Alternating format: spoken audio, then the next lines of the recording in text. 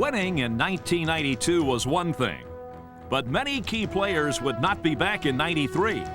And the question on everybody's mind was, could the Blue Jays do it all over again? No team had won back-to-back world championships in 15 years, and the Blue Jays were asking a lot from their returning players.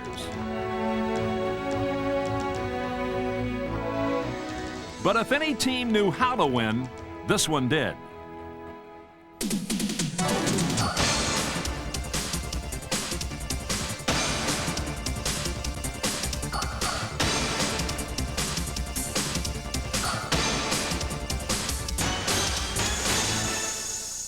Back-to-back, the story of the 1993 Toronto Blue Jays.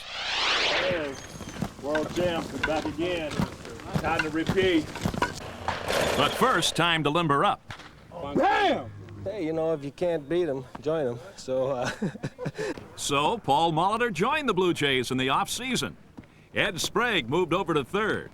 And there was also a new shortstop, Dick Schofield, and a new starting pitcher, Dave Stewart. Now they ask you, what are you going to do for an encore? You know, what are you going to do? And then hopefully we're going to do what, you know, no other team has done since the 77, 78 Yankees. We want to back-to-back this thing. Maybe the team that cuts heads together wins pennants together. You go with the smaller look, style. Got a little ball spot back here in the back, but that's natural. Oh, baby. Hey, you can't look no better than that. On April 9th, at their season home opener, the Blue Jays couldn't have felt any better. In front of a sold-out Sky Dome, they proudly accepted their World Championship rings. That's a day that you will never forget. It's a World Champion ring. It's a lot of guys out there that have been playing for 15 or 20 years in the big leagues and never have a ring. But getting that ring was probably the epitome of what every baseball player dreams of. And it finally coming true. We waited so long for that ring. You were just, you know, smiling from ear to ear. The Blue Jays were now on a quest to repeat. And in the home opener, Ed Sprague got them off to a convincing start. Breaking ball lashed to left. Bell turns. Goodbye. Sprague homers on opening day. 3-2 Toronto. 3 more hits followed. And for the first time in his young career, Sprague had a 4-hit, 4 RBI day. As much as any player, Sprague symbolized the '93 Blue Jays. Hard hit ball by Sprague. Gone in a heartbeat. Home run, it's Sprague. A team loaded with offense up and down the lineup. In his first full season, Sprague hit 12 homers and drove in 73 runs. All that from the 7th spot in the order. And in taking over third base, he showed a pretty fair knack for the hot corner. Ball and a strike and a bunted ball. Up with it is Sprague. Guns to first. Great play. When it came to great contributions from Joe Carter, the Blue Jays just had to count the ways. Hammered by Joe Carter. It's way back and gone. 3-run home run, Joe Carter. Hit well. Buhner can't catch up with it. It's off the wall. Extra bases for Carter, and the Blue Jays have a 1-0 lead. As if to say, wind me up and let me go. Carter was off and swinging right from the start. That's a fair ball. Alomar will score easily in this ball that ricochets off the wall in left field. It's a double for Carter. When it comes to a sure thing, Joe Carter is it. On the way to his usual 30 home run, 100 RBI season, he started the year with a club record 25 RBIs in April. Carter running hard. Around second, he's on his way to third. The throw, not in time. Bounces away, and Carter's on his way home. There's the throw. He scores. 8-5 Toronto. What a trip. Every year you know what you're going to get. You're going to get your 30 home runs and you're going to get your 100 RBIs. And it seems like every year he keeps putting up the same numbers. Left field. It's deep. Joe Carter with his 30th home run of the year. You know, this is a ball club. You know, you can't help but get 100 RBIs. Base hit to Joe Carter, delivers Molitor, and it's 5-1 Toronto. That's 100 on the season for Joe Carter. Joe is such a competitor. I don't think Joe would even let his kids win at a game that he was playing. If they were just playing a game, Joe's gonna win that game. Once again, Joe Carter is the hero of Skydome. RBIs, man, 100 every year. He's a clutch hitter. He gets big hits for the team all the time. Carter smoking. He's hit it a long ways, and he's hit a grand slam home run. That's my job, and I know that every year I'm going to hit at least 30 home runs and drive in 100 RBIs. It's just how many more after that, I don't know. But whatever it takes to win the ball games, I'm up there doing my best. While Carter was coming up big in April, Jack Morris, the ace of '92, was floundering. On May 1st, he got rocked by the White Sox, and then went on the disabled list for 3 weeks. Soon after, shortstop Dick Schofield broke his arm, and things got worse. The Blue Jays lost 6 of 8 and dropped below 500. It was only May, but they had to wonder if this was a sign of things to come. Then on May 13th, Dave Stewart came off the disabled list to face first-place Detroit. And all at once, the pitching took a turn for the better. Putting his arm to its first real test of the season, Stewart started the game allowing 3 hits in 3+ innings. Paul Molitor, the man who would be clutch all season, ended it in the bottom of the 9th. Fly ball, right field. Deers running hard. He won't get to it. Kenyatt's in to score. White's running hard around third base. The relay held onto by Whitaker, and the Blue Jays win the game. Having avoided a sweep by the Tigers, Toronto still had to face the second-place Yankees in New York. But for the second straight night, the Blue Jays played comeback. John Olerud delivering the final blow in the top of the 9th. Hit high in the air by Olerud. Way back. Tarnow's running out of room. It's gone. 2-run home run, John Olerud. And the Blue Jays have taken the lead, 8-6. Sparked by Ole's homer, the Blue Jays scored 23 runs in 3 games and took 2 of 3 from the Yankees. It was on to Boston and the daunting prospect of beating Roger Clemens for the first time in 5 years at Fenway. But Pat Henkin had things well in hand, and so did Toronto's offense. Olerud hits the ball high in the air and a long ways to center, and it's gone. A 5-run 6 undid the Rocket. This is a guy that's just, the best in the game. And for us to go out and beat him, I felt pretty good about that. I felt confident about that. At that point, I felt like I belonged and I could stay here and I could win. To say the least.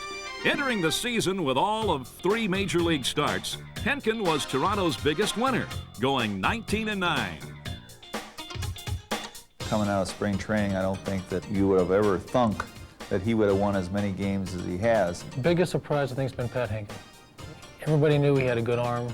This year, it seems like he just put everything together. He's winning ball games. To be sure, in a season that often had more downs than ups in the rotation, it's safe to say the Blue Jays would not have won without him. The 25-year-old Henkin didn't just step in as a 4th or 5th starter. He went straight to the head of the pack, at one point winning 7 straight decisions. Got him looking. Curveball and a beauty. It's just been a great year for me, and I've been able to get a lot of run support, which is very pivotal when it comes to wins and losses. And fortunately, I've been able to keep us in the game most of the year. On May 21st, the Blue Jays came home red hot. They won 6 in a row, including victory number 356 for Cito Gaston, making him the winningest manager in Blue Jay history. I think that Cito's influence is that Cito imparts to the players, that's what our goal is, to win. We want to win. But in the face of a problematic pitching staff, Cito's patience became as helpful to the Blue Jays as any decision he made. I think there were times during the season when other people were throwing up their hands and in disgust because you know, there were times that we were winning games 11-8, 10-9, etc. And it was purely through our offense that we were able to stay where we were. But Cito didn't give up. The players on this ball club have a lot of heart. Their backs have been to the wall a few times this year, tied for first, but never gave it up. And they always come out fighting. A resilient Blue Jay team was often winning at the end of May. In Oakland, Dave Stewart got a warm greeting from his old fans. But business was business. And against the A's, business really picked up in Game 3. John Olerud led Toronto on a wild comeback that saw every Blue Jay batter in the lineup get at least one hit. And what had been a 10-6 Oakland lead ended up a 13-11 Toronto victory. The Blue Jays were winning the hard way. And when they went to California, no one helped the cause more than John Olerud. In the opener, he cut loose, not once. Deep to right field. Back goes Salmon. It is way out of here. But twice. Well, he hits that one deep to right field. Salmon going back. Olerud with back-to-back home runs. The Blue Jays tagged Angels pitching for 9 homers in 3 games. From John Olerud to Pat Borders, Toronto's power was spreading up and down the lineup. And Borders smokes one deep left. Back goes Polonia, and he says, see you later to that one. The Blue Jays and Pat Borders were on a roll. They swept the Angels with 25 runs in 3 games. But if Borders' bat was an asset, his glove was a must. So, I mean, Borders will just about block anything that you throw up there, and he sacrificed his body. Good stop, but Pat Borders had to pay the price. Plays hard, plays every day. And there's nothing like having a number 8 hitter who produces 9 homers and 55 RBIs. There's a long drive to left field. Touch him off, Pat Borders. On June 5th, the Blue Jays won their 7th straight game and climbed into a virtual first-place tie with Detroit. But Dick Schofield was still out of action. His backup, Alfredo Griffin, was sidelined for 2 weeks. And his backup, Domingo Cedeno, wasn't quite ready to step in. So the Blue Jays went to New York to scout an unhappy and unproductive Tony Fernandez. When we sent Epi Guerrero there, and he saw Tony play for a week, he said, I don't think there's anything physically wrong with him. I said, I just don't think he ever got on track here. And I think that it would be a breath of fresh air for him if he was able to get out of New York and get another opportunity here with the Blue Jays. Tony played his first game on June 12th, and whatever problems he had had in New York were nowhere to be found in Toronto. Tony Fernandez's move this year was probably Pat's best deal in contributing to this team being successful.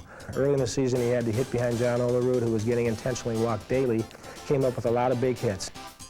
Like this one against Detroit after Olerud was intentionally walked. Fastball that is driven deep, way up to right field, way up in the second deck. Home run, Tony Fernandez. He'll cash in 3 more. 10-3 Toronto. Talk about a guy who's happy to return. I wasn't too sure how the people were going to respond to my second coming into this place, but it came out good. Here's a ground ball up the middle. Fernandez makes a nice play and turns 2. Back with the Blue Jays, a reborn Tony Fernandez stabilized the infield and contributed every which way, not to mention batting .379 in his first month back. Here's a hot hand of Fernandez at evidence again. Oh, nicely done. Fernandez at short gets the play. Fernandez to Griffin. Fernandez bunted the ball by Phil Hyatt.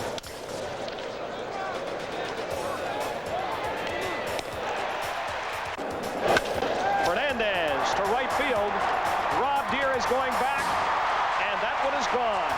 I think the fun is back in my game, especially because we are winning. And when you're winning, things are a lot easier. Of all the comings and goings in 1993, the arrival of Rob Butler was one Blue Jay fans won't forget. Butler debuted at Sky Dome on June 17th and did what every hometown ball player dreams of doing. To left field and sinking fast, it's in for a hit. And the Toronto native, in his first at bat in a Blue Jay uniform at Sky Dome, picks up his first Major League RBI. No one was happier than Butler's parents, who were on hand to witness the event. As for Butler and the Blue Jays, they swept 4 from the Red Sox and kept right on winning. Blue Jay fever was running sky high, and thanks to a sponsor, it was bottled into a new anthem. Whenever they're in town, Jays always shine.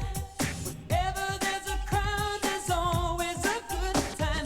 Whenever there's a hit, there's always a run. You know it's always fun watching Blue Jays baseball, yeah.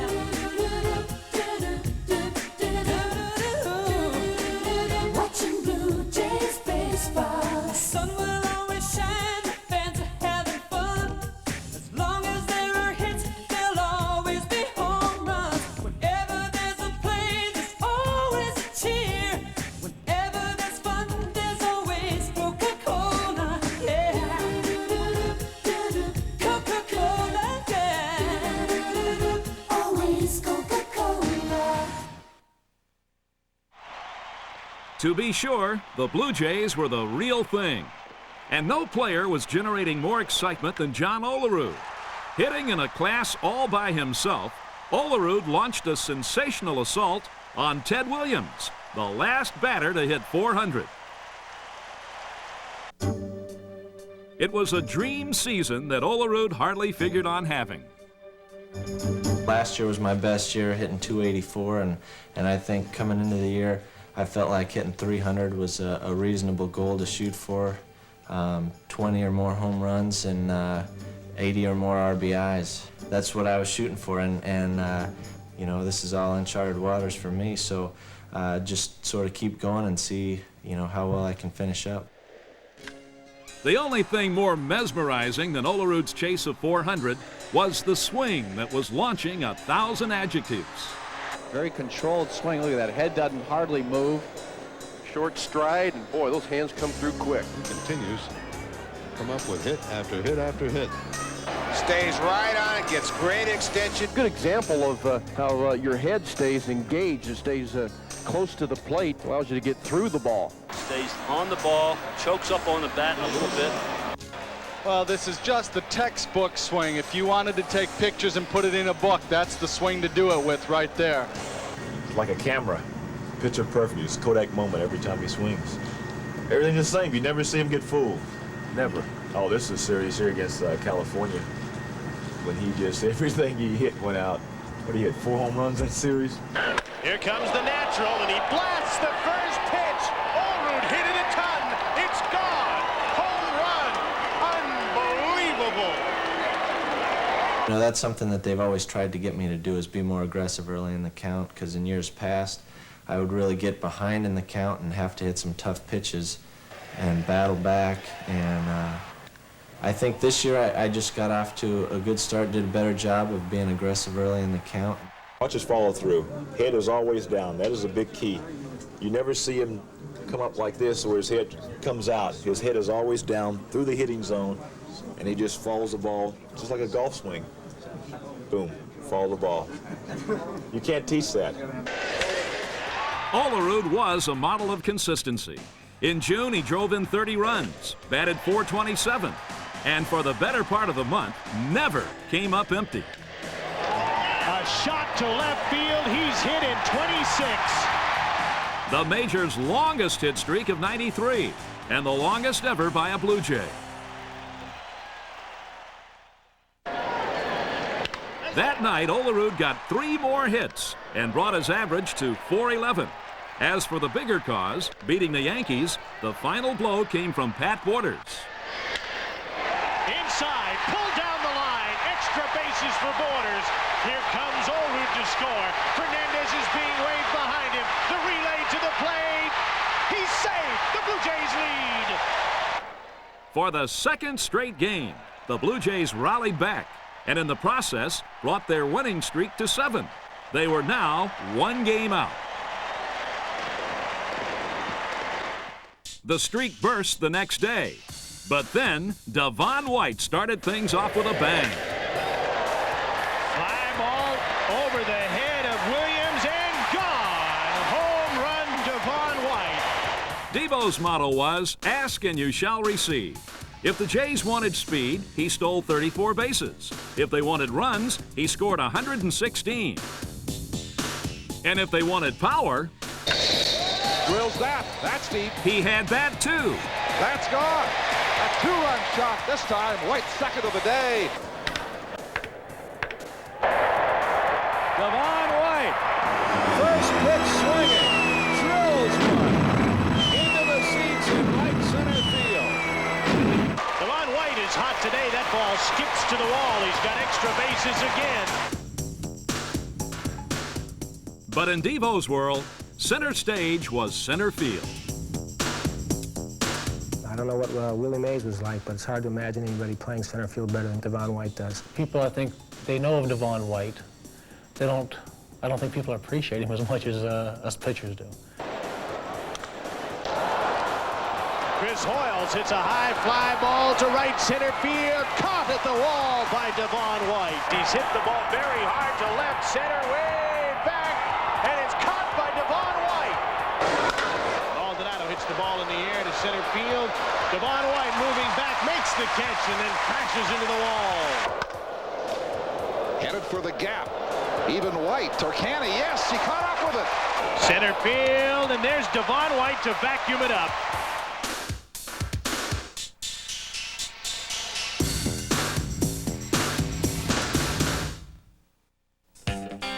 On June 26, the Blue Jays went to Milwaukee and played comeback. Joe Carter came up in the top of the 9th with the score tied and did the honors. Joe Carter has given Toronto a 3-2 lead here in the top of the 9th inning. And finally, after coming close all season, the Blue Jays were in first place all alone. But July came in with a whimper. First, a 3-game sweep by Kansas City. Then at Skydome, a frustrating loss to Chicago, their 4th loss in a row. So, the Blue Jays donned their road caps at home and gave the White Sox a taste of what they'd been going through. They held Chicago to 1 run, and for the first time in a week, they were winners. That officially finishes off the losing streak. The regular Caps were back on the next day, but the slump continued. The Blue Jays lost 10 of 11, and yet, strangely enough, ended the first half in first place. On July 12th in Baltimore, the American League All-Stars looked more like the Toronto All-Stars. Being world champions, we had a lot of people. We got a lot of publicity last year, and now, the Toronto Blue Jays are definitely on the map. Having 7 guys, and where we have 3 or 4 coaches, the only way you can contradict that or take care of that is, let the other team win the World Series. But we're not going to do that. Cito will be picking again next year. Michael Jordan, who knows a thing or two about repeating, came to Baltimore to hobnob with baseball's all-stars, who were just happy to be among the chosen few.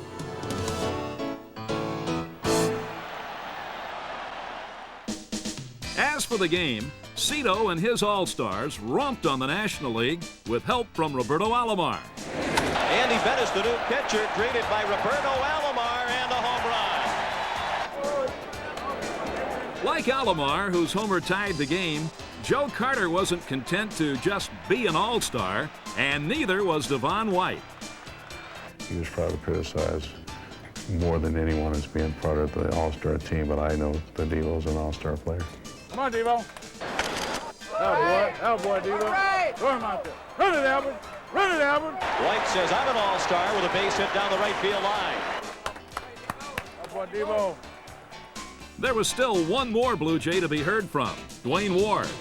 He came on in the 9th and preserved Cito's first All-Star victory. As fun as the game was, one Blue Jay was unfortunately not there to enjoy it. It's been busy. It's been a lot of fun. Hope to do it again next year. The only sad thing about it is my third base coach was in an automobile accident, so that put a little bit of a damper on it, but we'll pray for him and hope that everything works out okay for him and his family. 2 days before the All-Star game, Rich Hacker was badly injured in a car accident and went into a coma.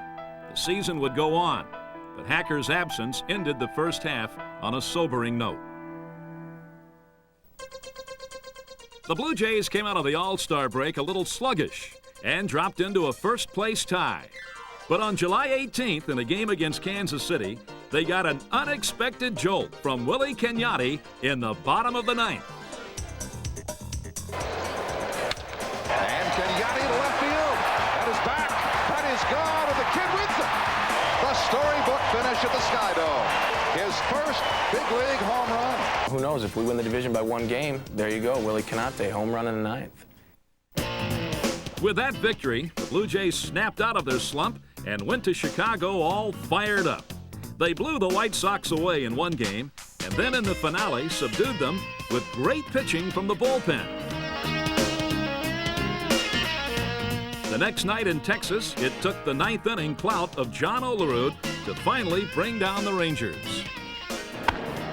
Inside pitch hit high in the air and way back to right field and gone. Home run, John Olerud. And just like that, the Blue Jays have the lead again. The Blue Jays ran into a snag the next night against their ex, Tom Henke. But Dave Stewart picked them right back up in Game 3, beating the Rangers 5-1. On Sunday, Henke thought he survived a scare from Roberto Alomar in the 9th. Swings away, and it's a high. Yeah, everybody stops. Even the announcer. He said it was a foul ball. Foul down the left field line. Oh no, he was fair. No, it's fair. When I came home and I saw it on TV, it was kind of funny, but it was a good hit. Better than that, it was a 3-run homer to win the game.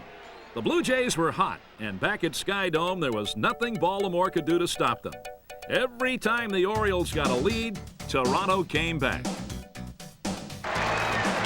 Borders hits the ball up the middle. Ripken dives, knocks it down, throws to first, not in time. The Blue Jays lead as Olerud scores. It's 6-5.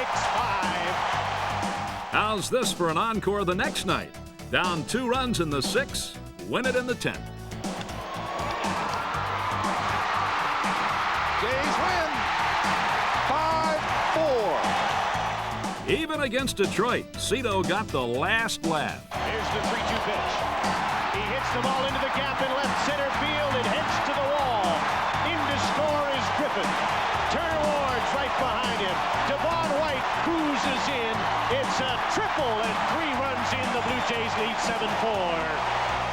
The way Toronto was playing, this was getting to be routine. Another day, another comeback. David Wells, 1-0 pitch. Line drive to center field, base hit for Randy Knorr. Bobbled by Kyler, and it's all the way to the wall. Kenyate's in to score easily. Even 1 out away from victory in the finale, a Tiger lead wasn't safe. Ground ball, fair ball, base hit. The Blue Jays win. What a stretch. 6 wins in 7 games, and all 6 were comebacks. But as well as Toronto was playing, Pat Gillick felt something more was needed.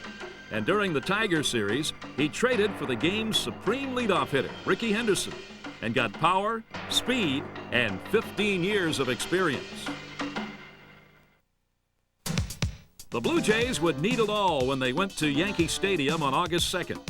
First place was on the line, and Toronto was all charged up.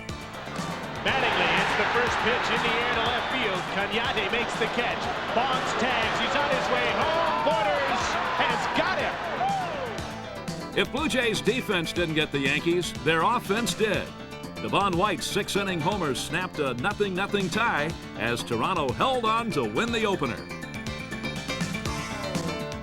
In Game 2, Ricky's Blue Jay debut came with all the trimmings: 2 walks, a hit, 2 runs scored, and defensive artistry.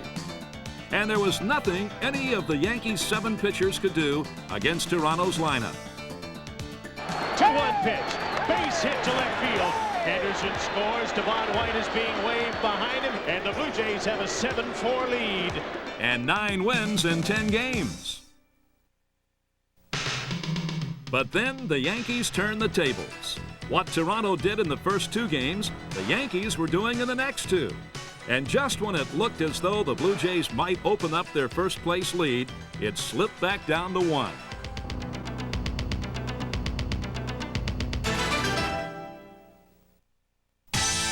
The Blue Jays came home on August 6th and waged a valiant battle against the Brewers. But Pat Listash came up in the top of the 11th and put Milwaukee back on top. This ball's hit well to center field. Devon White racing back and can't get it. It's over his head. Ground rule double. 1 run scores, but Spires has to go back to third. The Brewers get the lead 9-8. Milwaukee wasn't through. Al Leiter, Toronto's 6th pitcher of the game, got himself into a bases-loaded jam he couldn't get out of. 4-4. He walked in a run. Surhoff gets credit for an RBI. Spires jogs home, and the Brewers go up 10-8. But Ricky Henderson came up with a runner on in the bottom of the 11th and answered back with some noise of his own. Into the right field corner. Pignate will come in to score. Henderson is in with a triple. Ricky scored on Devon White's triple, and 4+ hours after it began, John Olerud cashed in on a drawn-in outfield. And hits that one over the head of Yount. Ball game is over. Blue Jays win 11-10. It was the Blue Jays' 22nd win in their last at-bat, and it set them on a roll. 8 wins in 12 games. But when they played Seattle on August 20th, they unraveled. Whatever could go wrong, did. The Blue Jays' usually reliable defense faltered. They lost 3 out of 4, and instead of gaining ground on the Yankees, they dropped back into a first-place tie.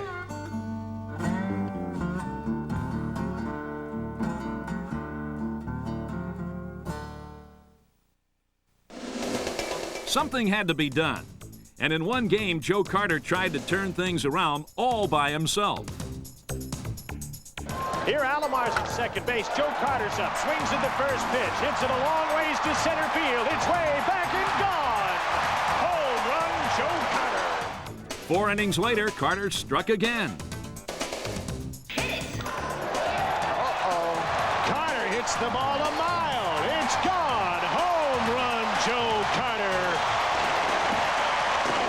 And now I'm thinking, hey, I've got a chance for 3, and I'm definitely going to go for it. In the last at bat, I hit a high fly down the left field line, and 3 guys gather around it, and the ball falls between them. And I say, hey, this could be destiny.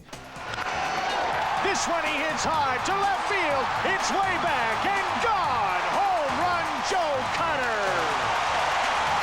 He's hit his 3rd home run of the game. When I came to the dugout, everybody congratulated me and everything. I don't think anybody really knew. And then I looked at the camera, and I put up a hand and said, that's 5. And nobody knew what I was talking about at first. They thought I was maybe waving to somebody or something. And they finally figured out what was going on. 5th time in Joe's career he's hit 3 homers in a game. He's also set the American League record that was previously held by Lou Gehrig. He's passed Lou. Unfortunately, we lost the game 9-8, so it didn't do me any good. But Joe's still scorching bat did the Blue Jays a whole lot of good the next night when he slammed his 8th homer in 10 games. Carter hits the ball way back in left, and it's gone. Home run, Joe Carter. Again, if he's zoned in or what? But on this night, it wasn't just Carter who was zoned in. Ripped by Coles, way back and gone. Home run, Darnell Coles. The Blue Jays were back in first place as Dwayne Ward pitched out of a ninth-inning jam. Ground ball, could be 2 to end the game. Fernandez to Allroot, double play, and that's the ball game. Dwayne Ward has his club record 35th save. All that from a guy who used to be second banana. This guy's got 40-some saves, man. He's got the best breaking ball in the American League. Go get Ward, get him on camera. Ward not only stepped out of Tom Henke's shadow, he surpassed his accomplishments, and with 45 saves, became the first Blue Jay ever to lead the league. Whenever the call came, Ward was ready. It doesn't matter if it's in the 6th inning or if it's in the 9th inning. I mean, you got to go out there, you got to be prepared to pitch, and you got to, to me, I always get, emotionally high anyway whenever I get, walk through that door in the bullpen. The minute I walk out on that field, I mean, the adrenaline starts pumping and I'm ready to go.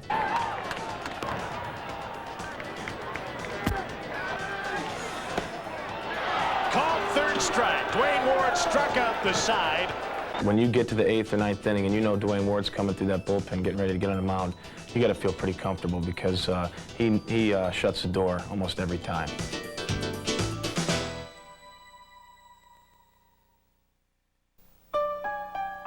On August 26, the Blue Jays went to Seattle and lost 3 straight, one time blowing a 6-run lead in the 6th inning. Finally, on Sunday, Roberto Alomar brought them out of it. 2-0 fastball, hit in the air to left field. It's way back to the wall, and it's gone! Grand slam, home run, Roberto Alomar. Robbie was headed for 17 homers, 8 more than his previous season high. Well, this was my best season. I never thought that I would hit this many home runs. Fly ball, right field, way back and gone. Another home run for Roberto Alomar. Pow! I never thought that I'd drive in so many runs. And with one swing, Alomar hikes his RBI total to 91. Yeah, I think so. It's been my best season in maybe in baseball. And that is his 1,000th hit, and he wants the baseball. I can go out there and let my ability just play the game. Now there's a ground ball up the middle. Alomar backhands it over to first. Ground ball for Alomar. Nice play. Ground ball to Roberto Alomar. Has to be quick to get Phillips. Bounced it up and got him. I can steal bases. Now I hit for power, and I can do little things. Alomar is on his way to third base. Alomar is coming in to score. Yes!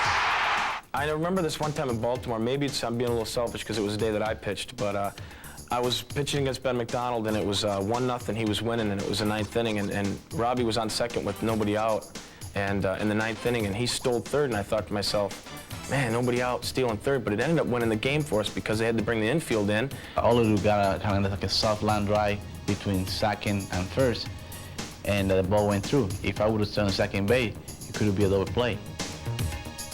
The way Alomar was playing, he could do no wrong. The Blue Jays, on the other hand, could do no right.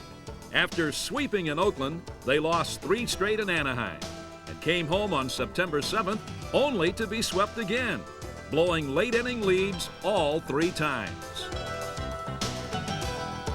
The only good news was that the Yankees weren't winning either. They lost 5 out of 6, and instead of climbing into first place, the best they could do was a tie.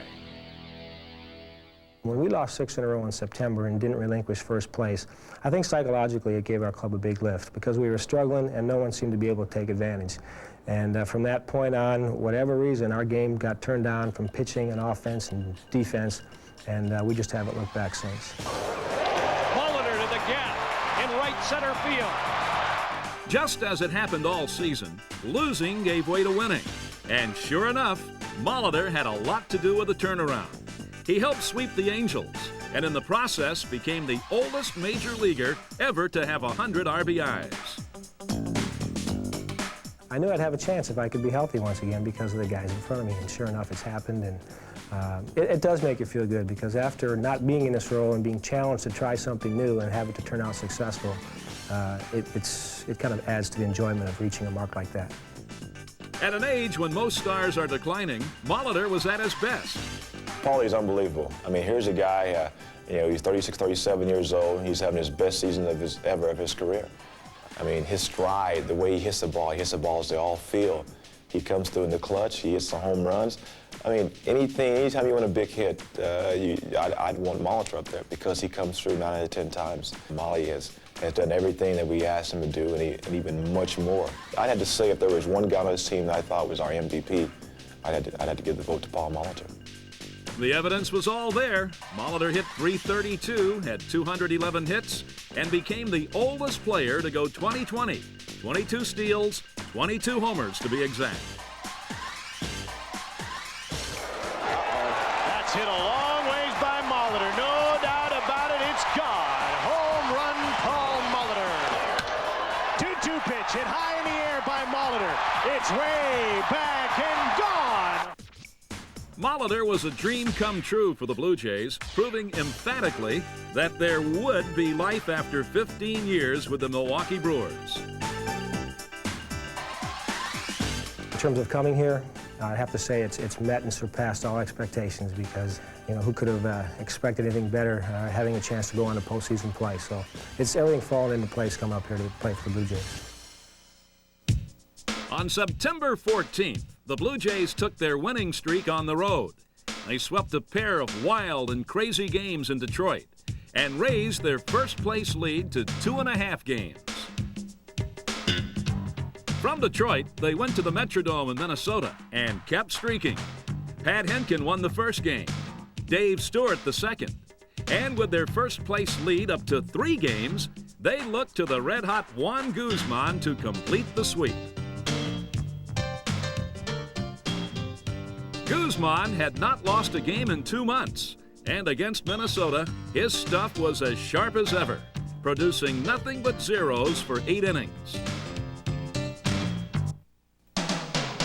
Guzman's arm was a force to be reckoned with, and his rigorous conditioning program had as much to do with his effectiveness as his overpowering pitches.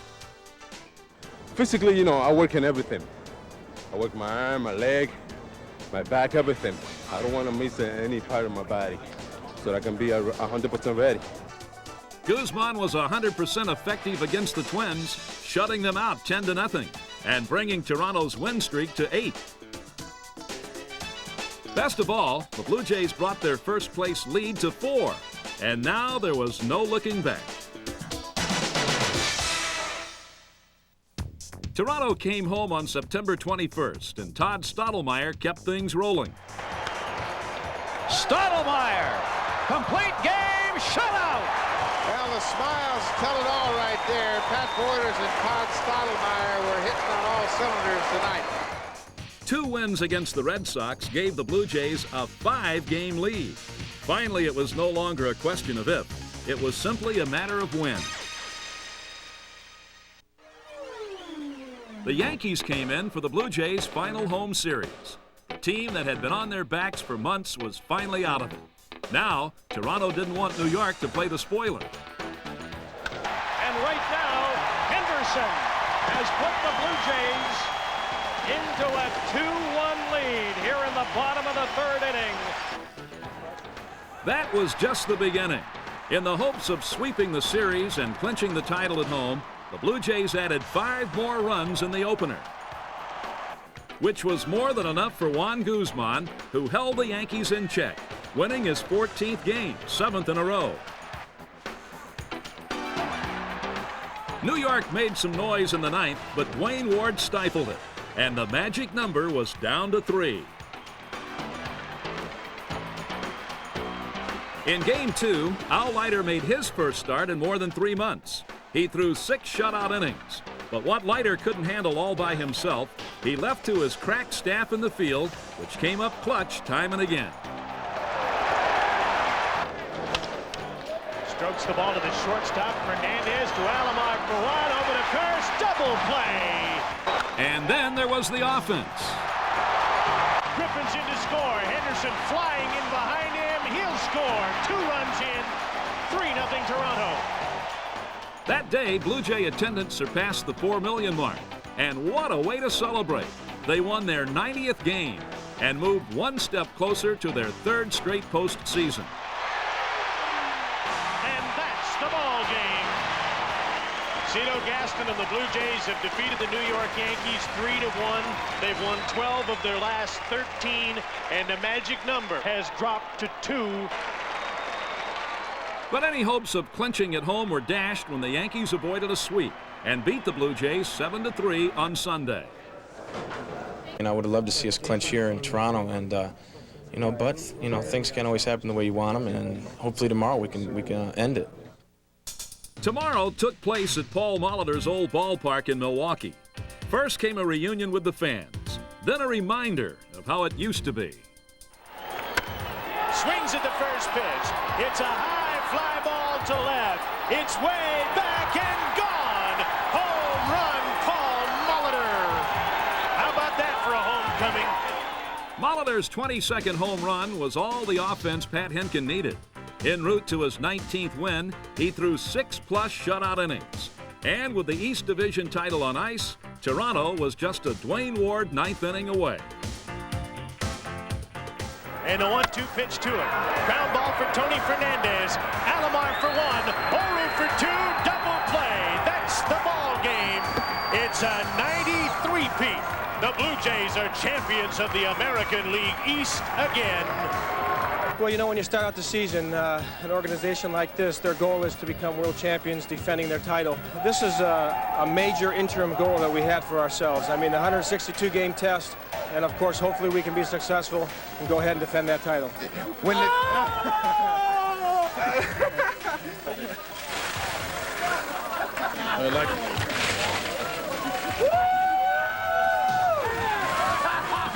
The Blue Jays were the proud owners of their 3rd straight division title, their 5th overall.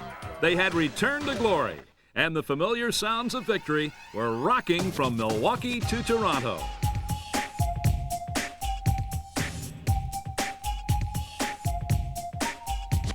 Whenever they were challenged, they never gave an inch.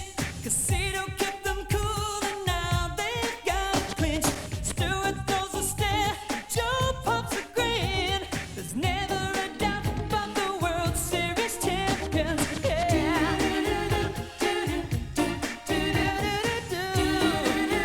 The World Series champions. When Devo's on the field, he's always snagging flies. When Molitor's at bat, the ball's headed for the skies.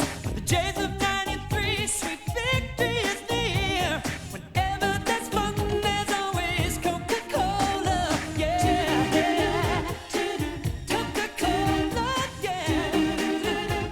Always Coca-Cola. The Blue Jays were headed to the playoffs, and they had to look no farther than John Olerud, Paul Molitor, and Roberto Alomar to realize how they had done it. With Olerud's league-leading .363 batting average, the 37-year-old Molitor following at .332, and the career-high .326 average by Alomar, Toronto became the first team this century to have the top 3 hitters in the league.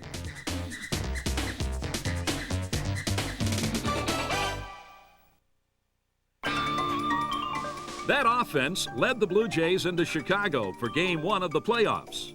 Michael Jordan threw out the first pitch, and then Blue Jay bats cut loose. There's a liner into right center field. Lance Johnson on the run!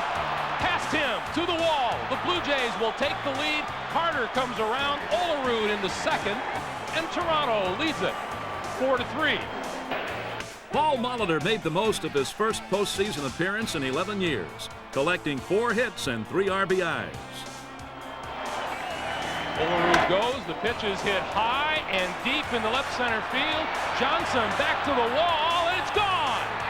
Paul Molitor, 2-run homer to give the Blue Jays a 7-3 lead. Toronto's offense dominated Game 1 and then came up big for Dave Stewart in Game 2.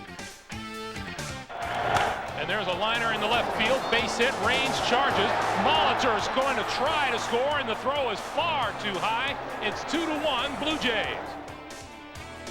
Stewart was in his usual October form. In running his playoff record to 7-0, he pitched the Blue Jays to a 3-1 victory. And with a commanding 2-0 lead, the series moved back to Canada. There, in a tender moment before Game 3, a recovering Rich Hacker wished his players well as he tossed out the ceremonial first pitch.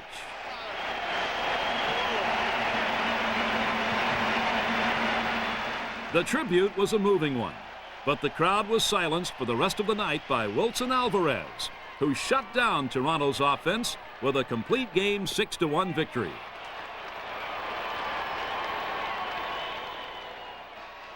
The next night, the White Sox again outdid the Blue Jays and tied the series at 2 wins apiece. But Juan Guzman untied it in Game 5. He retired the first 13 batters. And for the second time in the ALCS, the Jays rattled Cy Young Award winner Jack McDowell. And they've got him picked up. McDowell threw it into center field. Henderson will score 1-0 Blue Jays. Dwayne Ward survived a couple of ninth-inning runs to save the victory and take the series back to Chicago. There, the invincible Dave Stewart was back on the mound for Game 6, and once again in command, winning his 8th straight playoff game. And once again, the bats provided ample support. White hits this one deep to left field, back and gone! Itching for a clinch, the Blue Jays had a 6-3 lead and needed one more out. Hit in the air to right field. Carter has room. And the Blue Jays are going back to the World Series. Stewart was playoff MVP, and the Blue Jays were pennant winners for the second straight time. 4 victories away from a world championship. You know, last year was more of a business type attitude. It's like we had one more job to do. Now we're in the World Series, and now getting back there again, we're having some fun. Indeed, the fun was just beginning.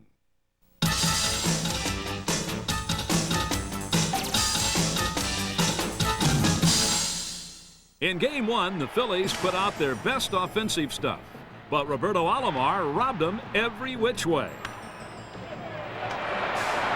And Toronto's relentless offense never let a Philly lead keep them down. He hits that one down the right field line and deep, hook in toward the pole. Home run! A 4-3 Philly lead eventually turned into an 8-5 Toronto victory as Game 1 went to the Blue Jays.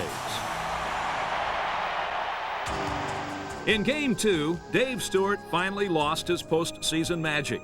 He gave up 5 runs in the 3rd inning, and the Blue Jays ultimately came up 2 runs short. The series was all tied at 2.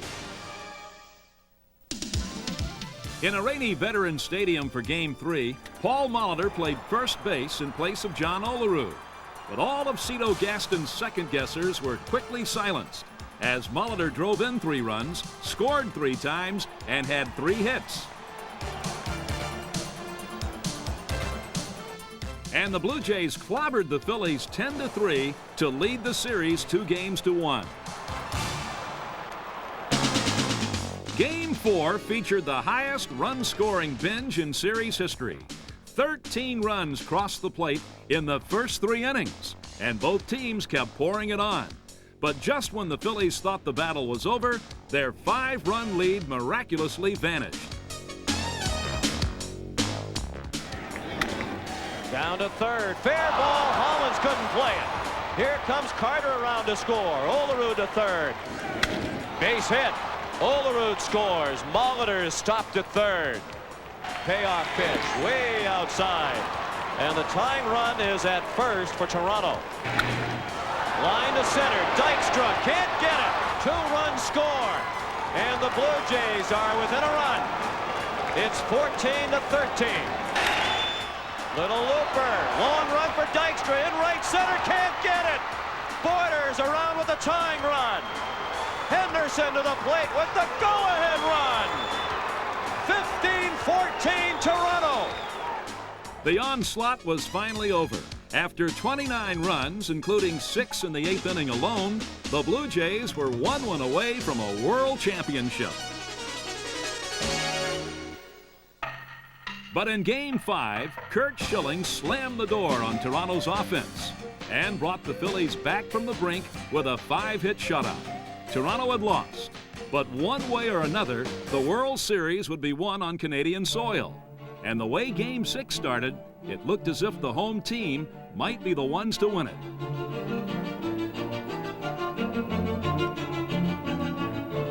Molitor reducing the likelihood of a Game 7 somewhat with a tremendous blast into the second deck and left. But Lenny Dykstra solidified his great World Series by sparking a 7th-inning rally off Dave Stewart that produced 5 runs and a 6-5 Philly lead. And then it happened. With 1 out in the bottom of the 9th, Mitch Williams delivered to Joe Carter. And for one magical moment, life was perfect. Well hit down the left field line. Way back and gone! Joe Carter with a 3-run homer. The winners and still world champions, the Toronto Blue Jays.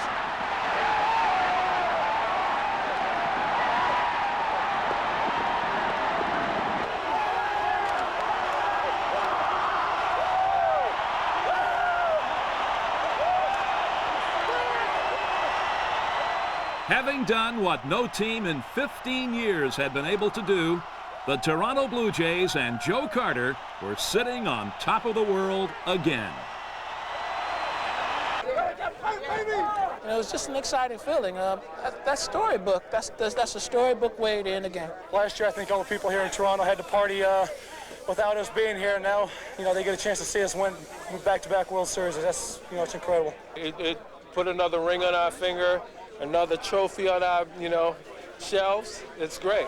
Now I've got back-to-back titles, and now we're going to work on the third one. But first, we're going to enjoy the second one.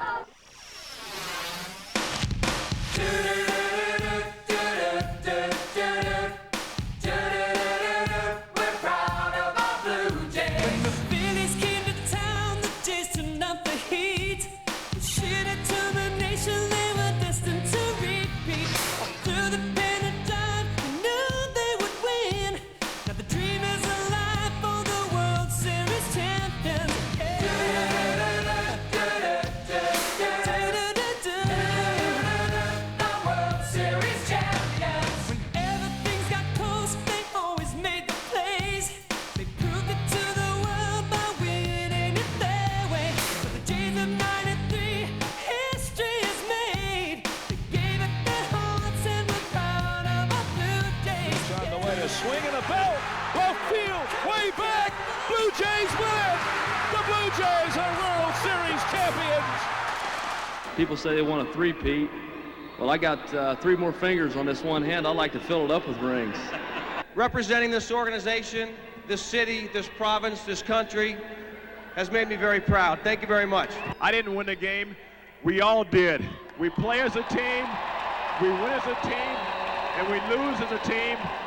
And right now, we're back-to-back world champions, and the only thing's better is the three-peat. Thank you very much. Here we go, John. Unveil. Unveil it.